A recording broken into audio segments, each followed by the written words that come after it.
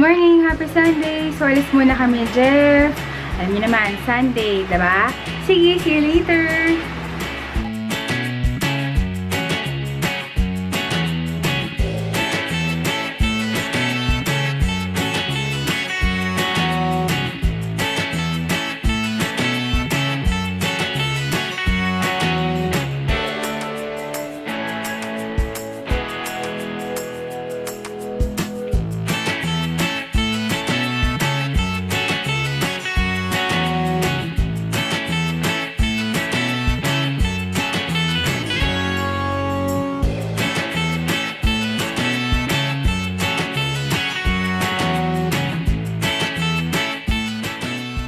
Nakauwi na kami. Dumaan muna kami dun sa may mga parang talipapa. Bumili kami ng gulay na ulam namin for lunch. Tapos bumili rin kami ng lutong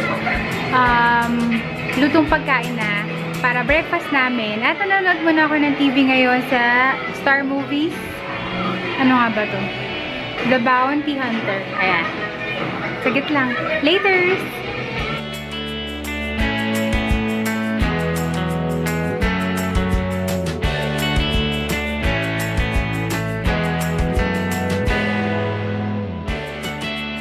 Dito ako sa taas saglit kasi nagbihis na ako yung kung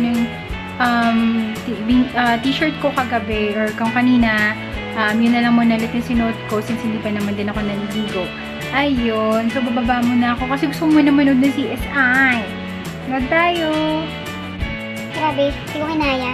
Umakit na ako ulit kasi idip muna ako. Sobrang antok ako. Kaya later ulit pagkagising before lunch sana. Grabe, sobrang 1:30 na ako nagising. Parang enough lang para kumain ako tapos uminom ng gamot by 2 o'clock. Nakatulog talaga ako mga oras na yun, 9? After mag-breakfast, nakatulog na ako. So yun lang ako nagising 9, 10, 11, 12, 1. 4 hours and a half. Grabe, parang may sakit. Feeling ko rin may sakit ako. Yung haba ng mga tulog ko, parang yung para makabawi ako. Hindi ko alam kung bakit, pero wala naman ako sakit so far. Ewan ko, sa dami ng isip. Pero ngayon nanonood ako Minority Report, kaso patapos na siya. Maganda yung movie na yun eh. Anyway, sige, inom na ako gamot.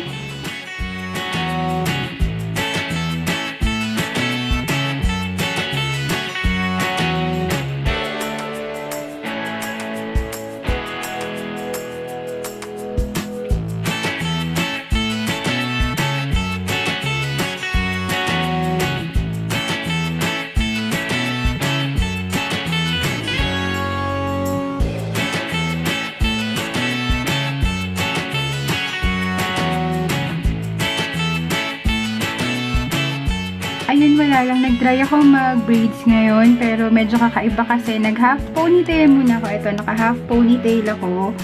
Tapos, yung natira, yung parang yan. Itong nasa ibaba yung natira. In-incorporate ko siya dun sa half ponytail para magiging isang buong braid sila. Ayan, yan. From top to bottom. Ayan. Sa kabilang side. Yay! Happy braids day! So, I also realized that I have a few brushes to clean. Masyado na siyang marumi. I think these are the brushes that I need to clean. I know this may not be a lot for other people, but this is already a lot for me because I don't really own a lot of brushes.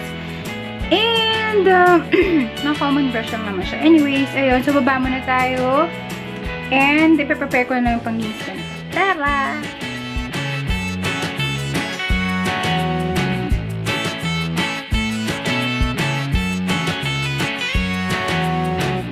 So, ayan, gabi na and tapos na ako maligo.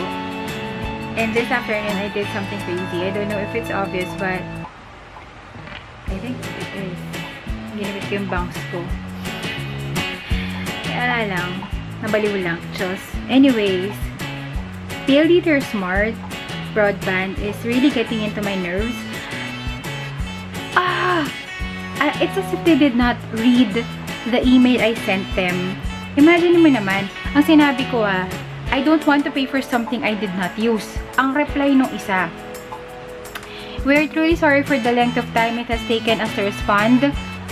We understand that you are very upset about what happened. Thus, may we recommend you to visit the nearest PLDT Sales and Service Center to raise your concern and for further assistance. Since this concern is strictly over-the-counter process only, please bring your signed letter of request, your valid ID, and settle your outstanding balance for the disconnection of your account. Why would I pay for something I did not use? Sorry, pero ang tanga lang nung reply nito na parang ano ka ba? Binasa mo ba yung letter ko? Or robot ka ba? At ang reply mo ay dekahon? Nakakainis kaya. 2 beses to. Tapos yung isa naman, I understand how you feel with regard to this issue and we apologize for the inconvenience. We humbly advise you to visit our PLDT Sales and Service Center for further assistance. Nagpunta nga ako diba sa PLDT? Tapos sinabi nila, gumawa daw ako ng complaint letter at i-approve daw nitong mga to kung i-waive na ba yung balance na hindi ko naman nga nagamit. So, yung isang reply, yung isa, we apologize for the apparent delay of response and the incident encountered. Upon checking our records, the account has been permanently disconnected due to unsettled balance. Since you need to sign a request letter for termination, may we ask if you still have the said document so we can forward this to our designated support group for follow-up. Be assured that we will do proper escalation to address your concern accordingly. We are looking forward to your reply. Mas okay na sana to kaso medyo ang syunga lang din. Kasi diba sinabi ko na nga, nawala na nga kaming mga records since last year pa yun. It's almost a year. So, tinapon na namin or natapon na namin yung mga previous na billing statement. Of course, why would you keep billing statement na bayad mo naman na? Diba?